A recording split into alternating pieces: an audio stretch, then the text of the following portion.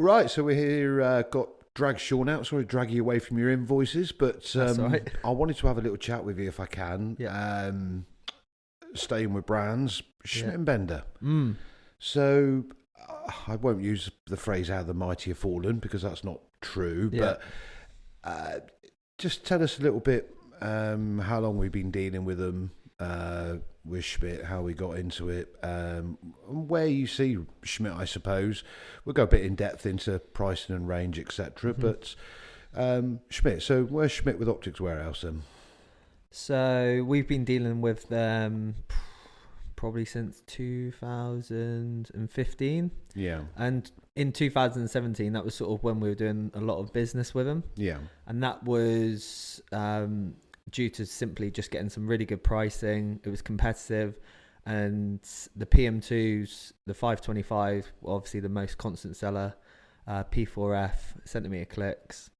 And the reason for that was simply there just wasn't the choice there is now. So you didn't have the Delta Strikers, you didn't have like the IORs, like the Recons, the Crusaders, etc. You didn't have the Citrons. Sorry about that. Dog wanted to join us. Oh, good old Rudy. Yeah. So it's not really so much something Schmidt have done. It's the market has driven Schmidt into changed. a corner almost. Yeah, it's changed, and there's definitely, I've seen over the last sort of 5 years, a reduction in the high-end European optic sales. Certainly. Just starting to drop down, and that's just solely the competition's got better, cheaper, and the European stuff obviously got more expensive over the years as well, and they've almost become like the upper echelon. Yeah. So you can't. It's always been a premium. It's a premium brand, and even always will more be. so now. Like Yeah. you're talking, we got a Schmidt on the table there. That's the new 6-36. That's sort of the highest model you can get in terms of the 6-36. It's got a multi-turn 2 turret. It's coming out with it's got the grid rat, and that's about probably in that setup 4,800 quid. I was going to say, knocking on the door of $5,000. There's a small amount of people who are going to be purchasing these optics, And you've really got to want that. There's got to be a reason to own it, not because you can afford to, but also a lot of the time now, scopes at £2,500 from Japan will do the job. Yeah.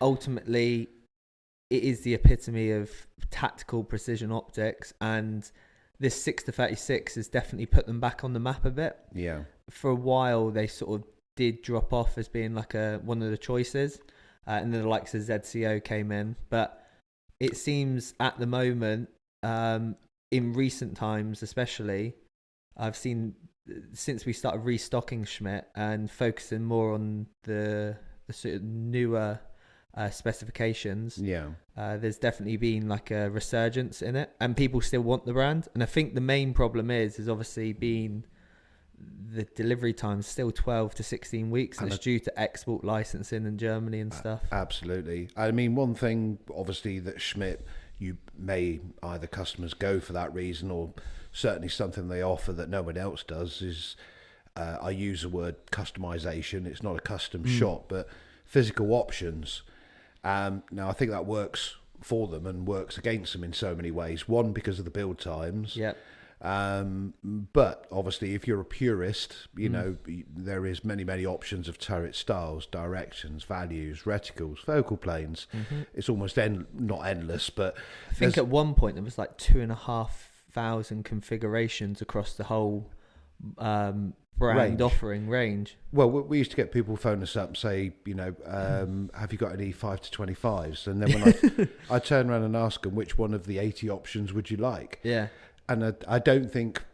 it makes it difficult for a shop to stock and also for a customer to buy. You've never... And I think it's almost loophole scenario. There's too many options, so therefore nobody keeps anything because they're never going to have the right one. The right one. Yeah, and we always try to focus. I spent a lot of time learning them when I was younger, when I first came into the sort of the business. Yeah. It was always one of those things I wanted to be the guy who knew about the Schmidt, because it was always seen as being like top of the range, the one that everyone wanted to aspire to own. So I spent a lot of time learning it, and now definitely I know exactly what abbreviation means, what sort of is the product range that needs to be offered on the UK market, and what sort of absolutely what people are moving towards in terms of reticules. Like now we're not bothering stocking the P4s. We can order them, but we're going to focus more on the P5s, just because the reticules have moved on. That P4 was designed. It's almost, you've got the best in build optical shot glass, but they've got old school reticles in them. And that was the thing. And until probably, I think it's about a year and a half ago, the P4FL, what was the most popular ret for years and years and years, and is Schmidt's most popular reticule. Yeah. That is now like being superseded by this P5FL, which has got like a sort of a revamp and giving people what they require now, because everything's got finer. They can shoot at longer distances. The ammunition's got better. Yeah. So they're wanting to shoot smaller groups at longer distances. Which was a P4 was almost... It was too thick, and it was military based. You had a fine option, or you got a thick base, or you've got the P3 mil dot? Yeah, the P3. But it's almost like out of a 50 quid scope. Yeah. Now they've really spent a lot of time designing some top reticules that a lot of the target shooters are wanting. So you've got the grids, primarily based towards sort of precision rifle shooting, where you're requiring like very quick mass to be calculated. So you'll be able to see, sort of spot your target, work out the distance. If you miss a shot, hold over quickly. So that's been sort of the driving force for that grid reticule. Then you've got the LRR mil, the P5, and then coming into the new competition series that are coming out in the next sort of 3 to 4 months or so. You've got the 10 to 60 range, and that was superseding the 12 to 50 PM2. That 10 to 60 has got a new reticule called the MFL, I think. Right. And that's much more competition based again.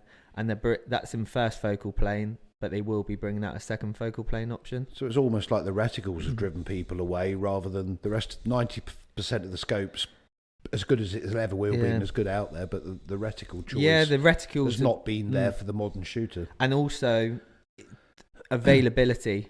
Availability, there was a bit of an issue with quality control. We did have a period where specs in them, and they were just a bit of a nightmare then to deal with, get sent back, etc. But to be honest, the reason we've started to focus back on them again is just down to the fact that there has been change in management. It's improved, and the glass, the options are still what people want. It was just world beaters. Definitely. So it's nice to see them sort of making a resurgence. And to be honest, like a simple thing like the packaging used to be absolutely terrible. Well, it was a bit of rolled corrugated cardboard and a scabby box, for the better word. And now they finally listened, updated the packaging, and it's just chalk and cheese. Like you're buying a premium product and you are getting some nice packaging now. You never get a second chance to make a first impression. No, and that's where like the Japanese and the Chinese products have done so well. Yeah. Because what they've done is they've got the margin in the product, or they've upped the retails by including the margin for the packaging, but they've made it so someone goes, oh, this is really nice to buy. To be honest, there's no argument though, is there? You know, a nigh on £5,000 scope, another £8.99 on decent inner is neither here or there. Yeah, and the fact they used to come in damaged. Yeah. Like because they just had the corrugated bit of cardboard around it. The scope's heavy. Used to rattle around, and then the turrets would be dinked and damaged. So, no, big improvement. And they're coming with the Tenebrax now. And one of the things you'll see on the new PM2s, which have had, well, the 525s, they had a bit of a revamp anyway, because they've changed the oculars so they can have the Tenebrax screwed straight to them. As so you haven't got a cheaper push-on. Instead of Butler Creeks, they're not having the bulky adapters, and they've moved the illumination. Yeah. So the illumination is being moved up to the side parallax. Got you. So that was one. I remember selling one to a customer, and he gets it, and he goes, "I can't fit this to my rifle." And I was like, "Why is that?" He said, "Oh, I've got a left-handed bolt." So the illumination. Was it in the because it was located on the saddle. Yeah, left-hand side. Yeah, absolutely. Little things you don't think about, but it does. Yeah, choice whether that customer has a Schmidt or not. Just going on the turrets briefly as well. I'll be honest, from a sales point of view as well as a consumer point of view, I think what frightens a lot of shops off, and perhaps prospective customers or can do, is the sheer complexity on some of the turrets. The zero stop mechanisms. There's, as we spoke. Well, these have got a sub-zero click, so they actually go down below the zero, which some people may or may not understand. And also, it varies. They say you can either have 3 to 5 clicks. So if someone gets one, they go, "Oh, it's not is my one faulty?" Yeah, not returning to zero because they've actually dialed below it because it's designed to allow it. So again, I think anyone who's going to get one, you certainly got to do your homework on the turret styles and work out what you want. Do you turret want operations, clockwise, counterclockwise, multi-turn, whatever it may be? Yeah, and you've got the double turn 2, double turn 2 plus. The plus comes with a turn indicator. So I'm confused already. Well, it is, and like you've got the double turn 2 plus, what has the turn indicator on, which is located on top of the turret. So when you're wearing gloves, you can see you can feel you're on your second revolution. Tactile clicks and all that. Yeah, and you got more tactile clicks. So every full milrad, there'd be a heavier indentation for knowing that you've moved onto it. So if you're shooting low light, you've moved to the next milrad. Got it, yeah. So that the whole design and process and reasoning for making the product like it is superb. They've got the best sort of technology in there, and they are always striving to bring out the latest thing. So they're always leading the pack. Something different. And they've done that now in the hunting options as well. So the PM2 always used to be driving force. Hunting options, you had the plain classic series Zenith, you had the Polar T96s, then you had the Exos Sport in. Which I was going to come on to that, obviously. Just tell us a little bit about the hunting alternatives, because, Schmidt certainly have been up there in the long range target side of things, but certainly... you take away the old 6x42s, 8x56s, etc. As a hunting scope, it certainly seems to have lost its way. Why is that? Just because, again, price points, hitting targets, market options, and for instance, like the 8x56, that was just like selling hundreds of them over the last few years. Then they couldn't replicate the price, so it then went out the market. And it's got to be the single most gamekeeper bought scope out of low light, robust, robust, bomb-proof. Everyone loves it, and we're still asked for them now. The trouble is that 8x56 dominated the market, a bit like the Zeiss Duralight. Zeiss discontinued that because it was too good, too good for its own merit, its own good, and that stopped people buying the rest of the Zeiss range, so that's why they got rid of it. The 8x56, that was just your churning product, but then there was no other hunting scope within the UK, and I think that's been the problem, is because of the way the distribution was done and the way the sales worked.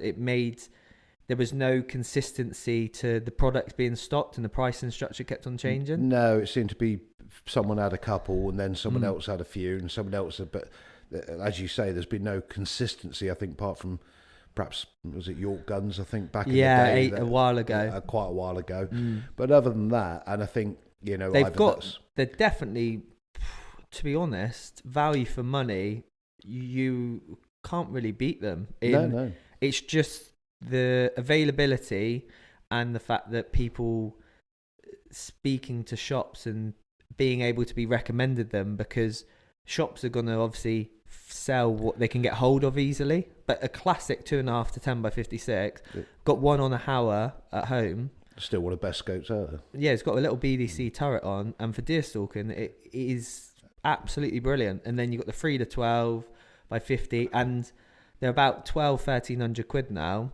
And you look at the competition, your Swaro, your Zeiss, etc. Double the money, isn't it? It double, or if in the same sort of area for a Zeiss, you're not looking at German manufacture, and that's the difference. Yeah. They're not going to go wrong.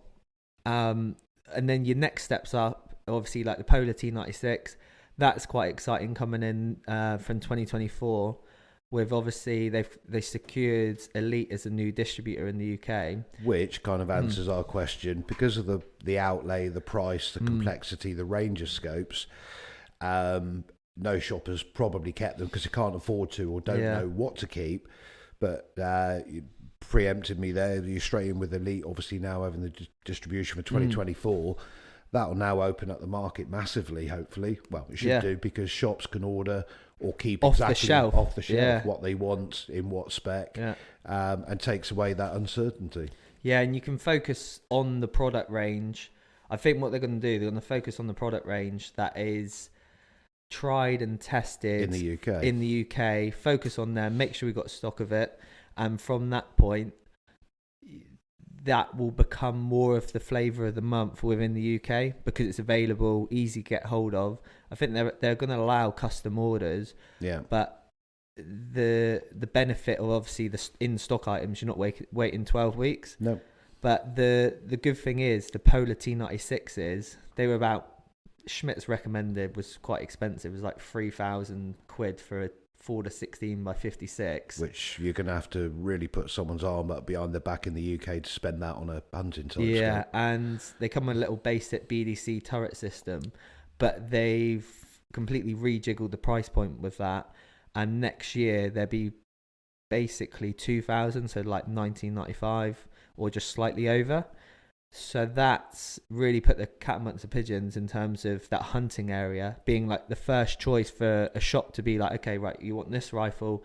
Oh, your go-to is going to be this scope. You've got, I mean, when you move on to, Zeiss, Swaro, Schmidt, obviously, again, what a lot of people have got to understand is you are going to pay a premium. This isn't a range rifle, but obviously will vary in optical quality and mag and everything else. But you are going to have to be prepared to pay a quality for this low light capability, which is where the hunting range, well, all the Schmidt range comes in, isn't it? Yeah, definitely. And the funny thing is, though, I can see in the future,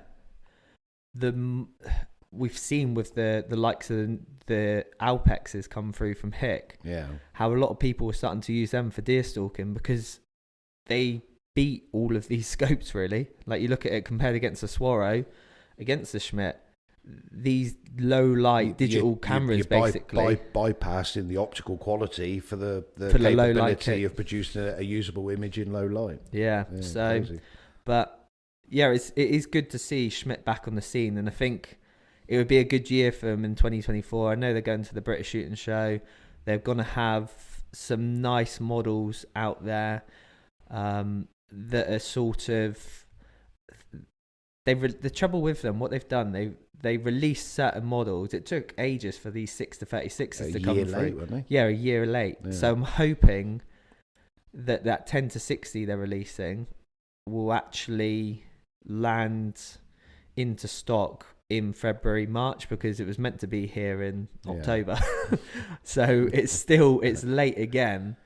But that's been often the problem as well, is you launch something, you get a bit of momentum, and then it dies. By the time it turns up, I think we can probably name a few brands that's been that's happened to them over the past few years. Yeah, that was really exciting.